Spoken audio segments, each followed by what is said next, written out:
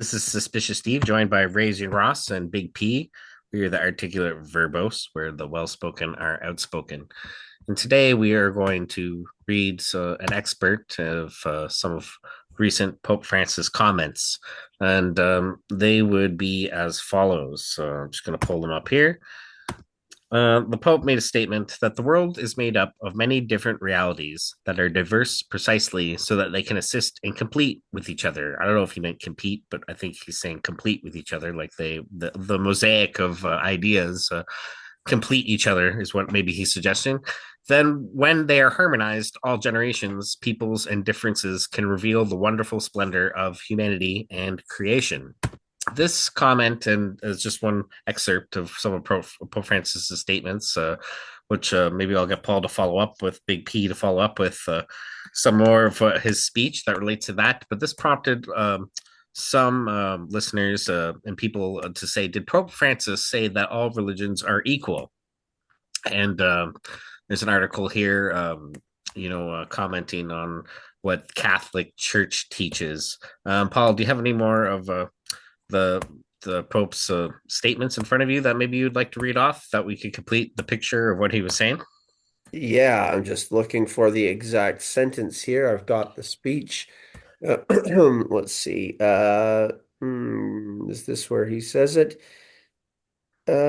Singapore is a mosaic of ethnicities. This might not quite be where we're supposed to be. Mm. Singapore is a mosaic of ethnicities, cultures, and religions living together in harmony.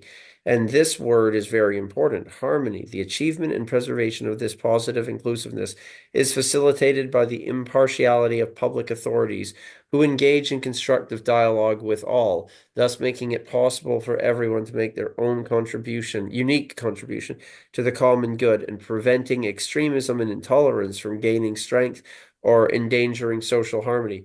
Mutual respect, cooperation, dialogue, and the freedom to exercise one's belief within the confines of the law are the conditions that allow for Singapore's success and stability. They are necessary for avoiding conflict and chaos and provide instead for balance and sustainable development. Oh, yay. Let's see, that's not where he's saying this, but it's kind of important, I think, to what he might say later. And I just want to read the next paragraph. From the very beginning of its presence in Singapore, the Catholic Church has sought to offer its own distinctive contributions to the progress of the nation, especially in the areas of education and healthcare.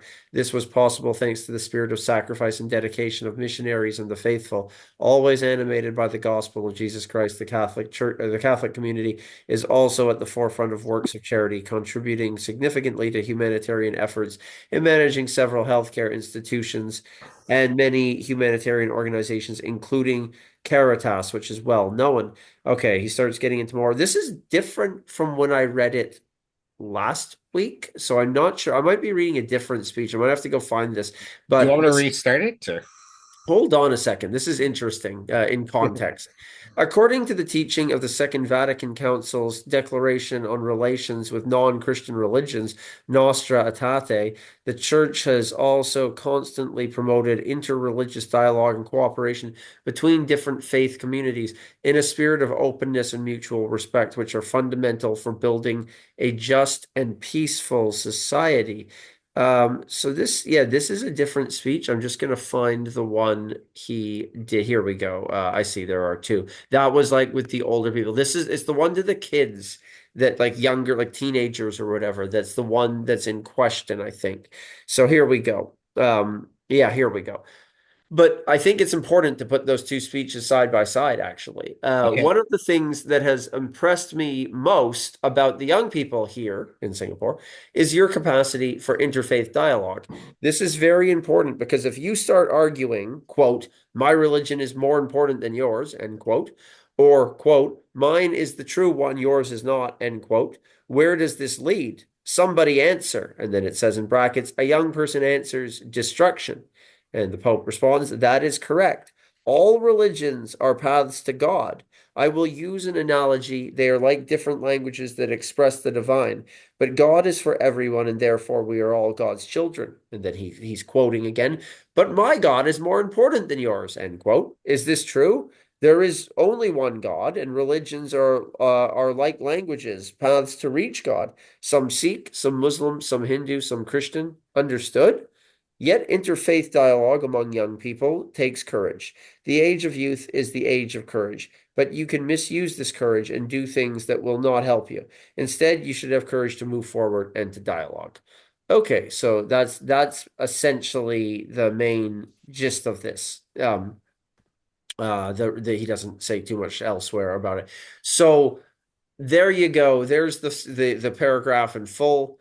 And what do we have to say about that per se? What do you want? The controversy here is, I mean, if you're asking me, I guess if I were to start, I'd Yeah, say, yeah, there's a video. I wish we could go call it up of Bishop Sheen in the 1950s, and Bishop Sheen, I think he draws a circle on the chalkboard. This I'm going back 5 or 6 years since I've seen this, and he just talks about like, let's say he's talking about a pie and percentages and showing, um, do all religions contain elements of the truth? Yeah, he says. I believe he says yes, they do, but the Catholic answer has always been, but the Catholic Church alone holds the fullness of faith as it is the church established by Jesus Christ. That would be the traditional Catholic answer on this. And at various times, they've probably been harsher on other religions. Right now is a liberal age since Nostra Aetate, as he mentions and Pope Francis mentions. But still, regardless, the idea is that we're right. I mean, it doesn't every religion think that? If you don't think that, you're not really, what's the point in being your religion? yeah, Like, so when he says it's different languages, this is a strange analogy to use because, English isn't more true than French. Right? Like, it might be better at describing a particular thing, and French might be better at describing another thing, you know?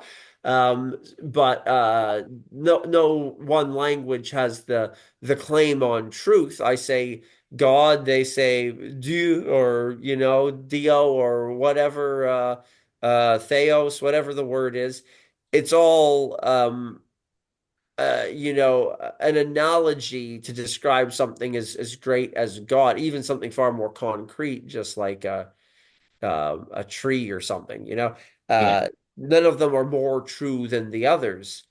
That's not really how religions work, though, right? Like, yeah, um, that Well, this is the thing, right? Is like, there'll be a lot of people, maybe a lot of people listening, and because it's a common opinion now. Okay, I would say that like, society, like for society to be a cohesive whole, it requires sort of a narrative or whatever to kind of hold it together, right?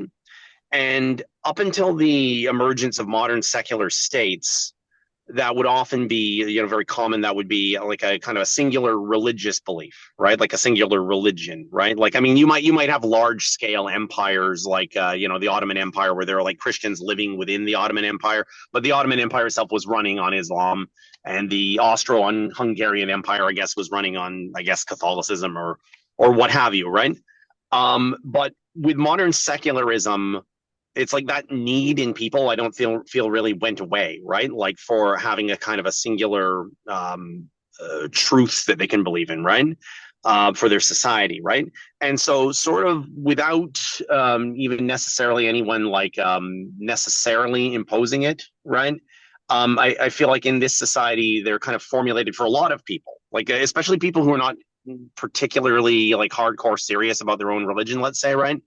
Um, if you're not an out and out atheist, there might have formulated this kind of opinion that like, you're inclusive to all well, different things. all religions are true, right? But the Mhm. problem with that notion, right? Because like people might go, oh well, you're saying that conservative or traditional Catholics, they don't like this thing that the Pope said because it's saying all religions are true. Well, that just makes them mean old jerks, right? But the problem with the kind of the notion of going all religions are true is you can only believe that if you're really like not very well familiar with the many different religions, right? Because you go, well, they all have these sort of beliefs and dogmas in them, many of which like strongly contradict each other, right? And so like Islam and Christianity, for instance, right, are both Abrahamic religions, so they're actually like pretty close in some ways, right? Yeah. But you can't really say that both are true simultaneously without reducing one or the other, like cutting off some of its central dogmas, right? Because you're going to destroy both when you say that.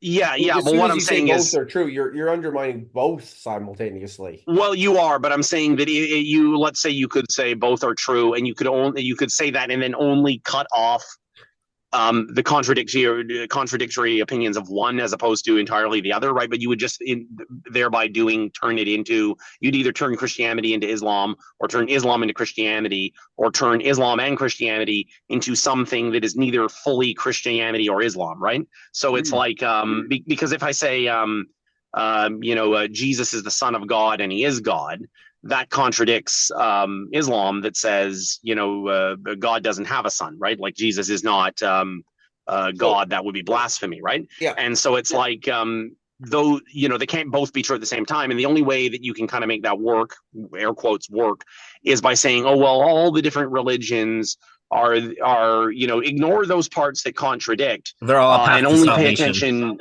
That's right, and they're all equally a path to salvation because, but the problem even with that statement, like as made by the Pope here, right? Like if that's what he meant by that, okay, let's just put aside whether or not that's what he meant for a minute, and just say if that is what he meant by that, he's already jettisoned Hinduism in his speech, or paganism, the various kinds of polytheistic paganism. Yeah, let's just address that. I just because he said there's only one God. Right? Well, yeah, and so right there you can just say, let's just look at what he says. Is this true? He says there is only one God, and religions are all like languages, paths to reach God. Some Sikh, some Muslim, some Hindu, some Christian. Understood? No, because Hindus believe in more than one God. Yeah, that's right. Yeah. Now, you could make some kind of airy-fairy argument where you would say, oh, well, in certain forms of Hinduism, or maybe all Hinduism for all I know, they have a kind of a pantheistic notion of that art thou, or thou art that, or whatever it's called, where it's like all the gods and all the beings in the universe and all this are sort of like a part of like a great consciousness, and therefore there is only one God, though I don't think like most Hindus would put it that way, because they would say that they worship multiple gods, right? So yeah, like that doesn't exactly work. But if I were to put my suspicious hat on here, would some people perceive his statements as an effort to sort of combine these ideologies into like a one world ideology, a one world religion? Yes. Yeah, it definitely would be the kind of thing that a lot of people would see that and think, be they, Catholic or Protestant, or like if it was Catholic, they would have to be what they would call like sedevacantist, which is people who believe that he's not the actual Pope, that the seat of the Pope is sort of vacant presently, that he is a fake Pope or whatever, or an anti-Pope or whatever you want to call it, right? But yeah, that would be the concern, right? Especially on the part of, I guess Christians, right? Like a lot of Protestants would believe that for sure. Like they would say, this man is the sits on the throne of damnation and judgmentification, and he is the king of the reptiles or whatever, right? With the Protestants, they've been saying that about every Pope for 500 years. So pretty much big surprise. It wouldn't really be like, as big a deal for them. The thing that would get to Catholics right now is well, maybe not the first time, because there are a set of Sedevacantist going back 60, 70 years, but probably a lot more Catholics that like not Sedevacantist, since Francis has come around, would be willing to maybe agree with Protestants about Francis.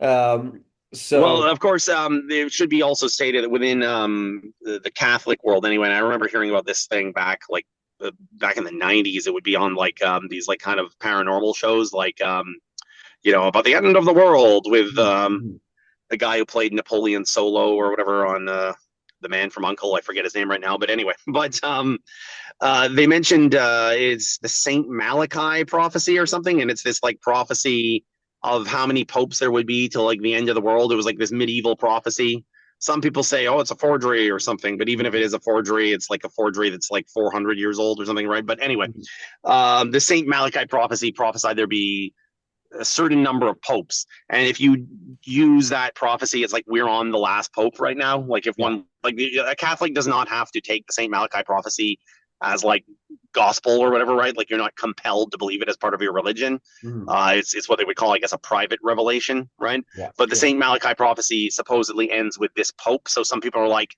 he is the final pope, and then some people are like, that makes him the false prophet from the book of Revelations or something like that, right? So yeah, there could be some people who believe that might be, I guess, the case. And if you're to play devil's advocate for the man, which is difficult to do given what he said, and it's my understanding that there were some people who tried to kind of play devil's advocate for him and say, oh, it was a bad translation. But then supposedly when you looked at the actual translation, it was like, because I guess he said it in Latin or Italian. I can't remember which when he made the Probably speech. Italian. Yeah, probably Yeah, Italian. Italian would make more sense. He wouldn't be giving a speech in Latin, I guess, to a bunch of people. But anyway, but that it was if anything, it was like I more. doubt Francis could do that. No, but if anything, it was more damning, like in terms of how the phraseology was or whatever, right? But it's like this thing about it being different languages, like you said, like some languages are superior to a task than others, right? So if you were trying to be like an apologist for him, you would say, and you were like a conservative Catholic, right? You would say, oh well, like people living in the South American rainforests, they speak a certain kind of language, but they can't count higher than 3 because their language does not, or 5 or something, right? Because their language does not have a word higher than that because it is not necessary for their culture or whatever their life experience is to know how to count higher than 5, I guess, or whatever, right? This is what I've heard anyway about some South American rainforest tribes. So I don't know if it's true, but let's just say it is for argument's sake. Then you could say, okay, well, certain languages, sort of carrying on with his analogy, are superior to the task of describing some aspect of reality than other languages are. Like that's often the case why like Greek or German are used for like a lot of like philosophy, right? Because like the Greeks and then later the Germans made kind of major contribution to like philosophical ideas. And so therefore we articulate those ideas using that language, right? And so technically you could say, oh, you could still make this analogy that he's making and still go, but really at the end of the day, we know Catholicism is correct or whatever, right? Except for the fact, though, that then he goes, oh, but some people say mine is right and others say, no, mine, but they are all gay or whatever, right? Like, is this in a way, is what some people, as you say, may look at as like a kind of pass for people that are ignorant of like the truth of the gospel, or accepting Jesus as their savior, as the path to salvation. Is it trying to allow for people that are just ignorant of these concepts that God will show them mercy? Yeah, well, that's what like if you're Catholic or even perhaps Christian in general, like what is sort of like the sticking point here is, if you're like a believer in just the Christian religion in general, right? You know that Jesus said, I've got the quote in front of me here just to make sure I don't misquote it. John 14:6, excuse me. Jesus said unto him, I am the way, the truth, and the life. No man cometh unto the Father but by me, right? And I'm sure I could find probably a better one, but there's a number of quotes where it's made very clear that like to attain salvation within like Christianity, that is to say, to be resurrected on the final day and taken into the New Jerusalem and become, given a glorified body and, live forever with God and all that, you have to accept Jesus, right? And you also, it's not the singular like thing. You also have to, do good acts and be a good person. I mean, well, that's also going to be a point of debate for different kinds of Christians. But for a Catholic, yeah, you've got to do good acts and you've got to, partake of the sacraments, like, the host and the forgiveness of sins and, these sorts of things or whatever, right? Confession, that's what I meant to say. Right, to attain eternal life, right? And so in telling people, it's okay, you can do whatever you want. You can practice, you can believe in voodoo man or Santa Claus or whatever, and it'll still be okay. from a conservative Catholic standpoint, that's not helping those people. It's potentially sending them to hell, right? So that's why Outstanding it's them, yeah. this sticking point for conservative Catholics, and why it's raised an alarm, I guess. Now I've heard some people say, ultimately what he said, there's still wiggle room to interpret it in a different way, or that he didn't say it as a what they call an ex cathedra statement, where he's saying it with like kind of official papal backing, let's say, as a sort of a matter of dogma that people have to believe or whatever, So right? he was talking like off the cuff. It was He like says at the outside. beginning of the speech, just to quote him directly, he says, three things that struck me. Yeah, armchair, comfort zone, technology, the duty, blah, blah, blah. This is the speech that I had prepared, but now I will speak spontaneously. Yeah, that's what I thought. Yeah. Uh-huh. Mm. So he does one of his famous Francis moves, which is speaking spontaneously, So where is this a way to cop out of his office and like his duty to like to impose like the proper perspective to save people's souls?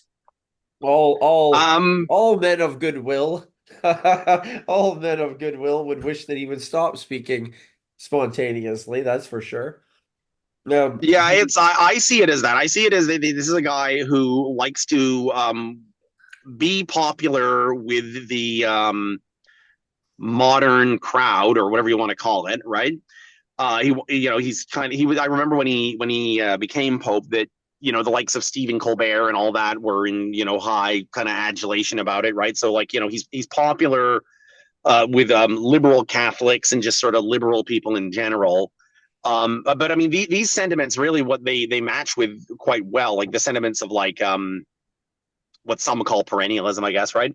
Um, is Freemasonry, right? Like this is Yeah. actually like the belief of Freemasonry, right? Like Freemasonry, which basically, in its modern form anyway, emerged, during the sort of religious wars of they're going on in Western Europe, uh, in the Renaissance era and later as well, and so Freemasonry like served as a kind of like an incubator for modern secularism. Is like people could get together and they would join this fraternal organization, and you would say it doesn't matter if you're a Lutheran or an Anglican or a Catholic or As long as you believe in a higher whatever. power.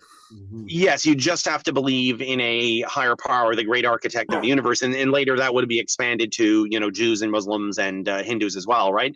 And so and then that was considered an organization you weren't allowed to join if you were Catholic.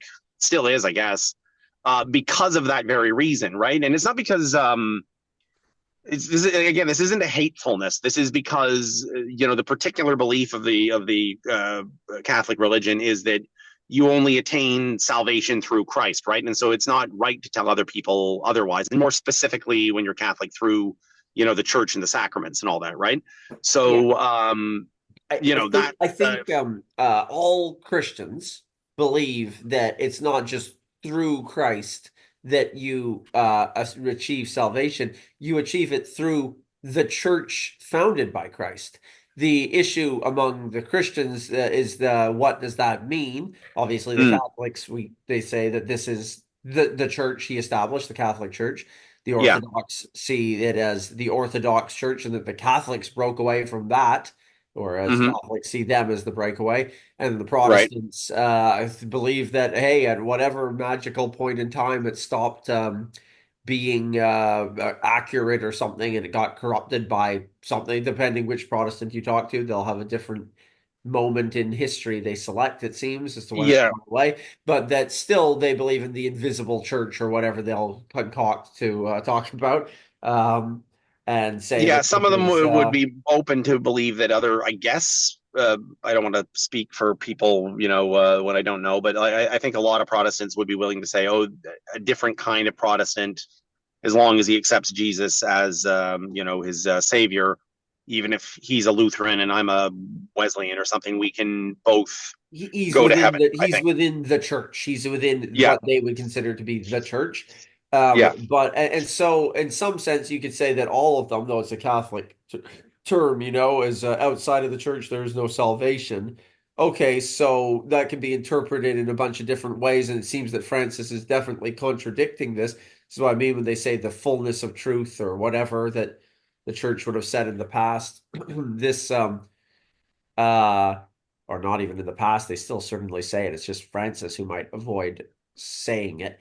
The If you go look at the catechism or whatever, you can, we can just open up the Wikipedia here where they go through that outside of the church extra ecclesiam statement, which, goes into things like invincible ignorance that you were getting at, that if you don't know the gospel, then you're not going to be judged the same way, right? Though it's the church's mission to go out and proclaim the gospel so that everybody knows it. Otherwise, you will be judged by how much you follow the natural law, which is, the things that the morality inscribed on all our hearts. That it seems that most people all over the world know that murder is bad, right? So you don't we have certain things that seem to be pretty universally accepted because they're in line with nature. And so if you follow those and you live in the middle of the jungle and no missionaries have ever come to you, then that's invincible ignorance, and you can still get to heaven and be outside of the church in that sense. But to be out preaching, like to be the Pope, you're supposed to be out there preaching and trying to get people within the church, which we see as the surest way to salvation. Right? Do we know what happens when everyone dies? No, we don't fully know the justice of God, but we believe that Jesus established this church as the surefire way to salvation. Does that mean being within it gets you to heaven? Oh, certainly not, right? But you still have to do Yeah, things right. even being Pope doesn't necessarily get you to heaven. Not at all. Yeah. And so all of these things you can go back to Dante though. I know there's a passage in Dante, not that Dante is some sort of doctrine we have to follow, but I can go try to find it. I'm pretty sure he's speaking to Saint Peter, and he's at the gates of heaven, like at the end of purgatory. And Peter says to him, "Oh, I tell you, many a noble Hindu will be here before a Christian. Like you will have made it to heaven instead." Right, and I guess it's kind of an admonition to Christians, like, hey, you're bad, and other people will get there before you. So you could say there's like liberal iterations of this going back to 1300 or whatever, but I don't think Dante meant that invincible ignorance kind of thing that we're talking about. This Francis thing where it's the language analogy where the real problem does come in here, right? That he's not saying like, hey, it's part like what Bishop Sheen was saying. Hey, this is like it's like you can see part of a picture and you understand part of the truth. So that's good, but like we have the full picture, you know? That's what you're supposed to believe as Pope. Otherwise, like, why did you take the job? Even Interesting. as a priest, right? I mean, even once you decide to go through and stick with going to church and profess the Apostles' Creed or the Nicene Creed in church every week, when you say I believe in God and you say all these things, you're just by logic, you can just understand that you say that you mean you don't believe in a whole bunch of other things that are contrary to that. Yeah. Right. So you could get up and say, I don't believe in Vishnu or something. Like it's the same thing as soon as you said it. So it's kind of bizarre to be the leader. This is certainly not how Saint Peter acted when he becomes the first pope, if that's what you accept as Catholics do. This is not the kind of preaching he did in Acts of the Apostles. He was saying stuff that was getting him thrown in jail and Is almost killed until he eventually did get killed. Like it brings me back to my further earlier question about is this some effort from Pope Francis to reach as wide an audience as possible to sort of amalgamate all the people of the world into some sort of one world government where people are all sort of having those same values that a society in the past, whether it was just a Muslim society like the Ottoman Empire or a Christian one like England, like there was always the common ideas and narrative that held all civilizations or societies together. Is this his comments sort of in a way trying to add like this common ground to the whole world in order to keep to foment the whole population of the planet being on some sort of common consensus. Certainly, it certainly looks like it, and a lot of people would accuse him of that. And, obviously, his election, like having Pope Benedict step down the first time in 598 years that had happened, that a Pope had stepped down, I believe that's right. Um, you go back to that. The last time a Pope had stepped down, Henry V was fighting Agincourt the same year, like just to put it into perspective. They haven't come to the New World yet or anything like that. It's pretty far back.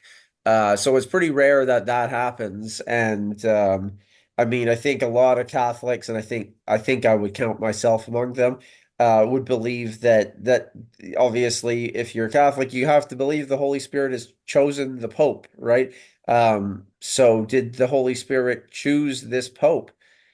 Um, yeah, but God allowed there to be bad rulers and bad high priests in the Old Testament who were not good, and it's what the people deserved at the time. And perhaps Francis is just the Pope we deserve in these wicked days because we're all terrible people. So we get a Pope we deserve.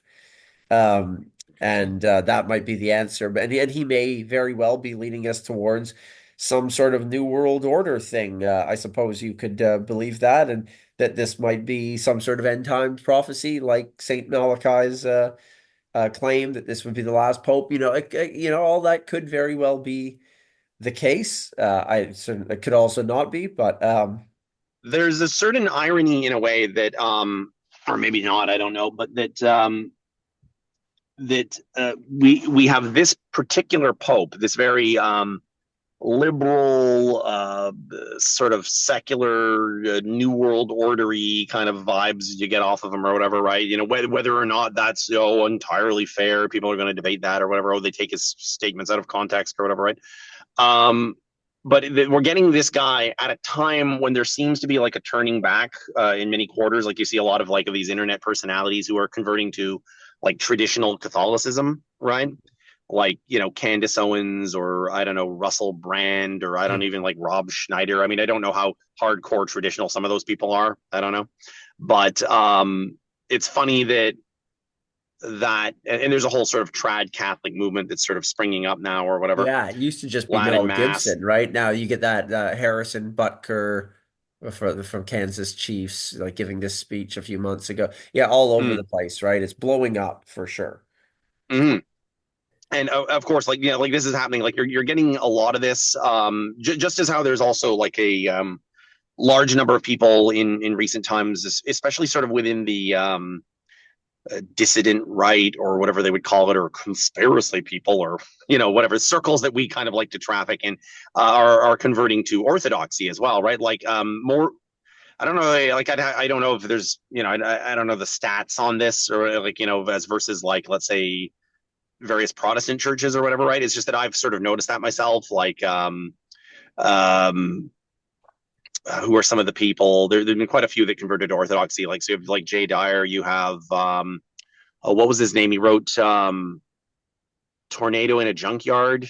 And now his name is escaping me at the moment at this moment in time.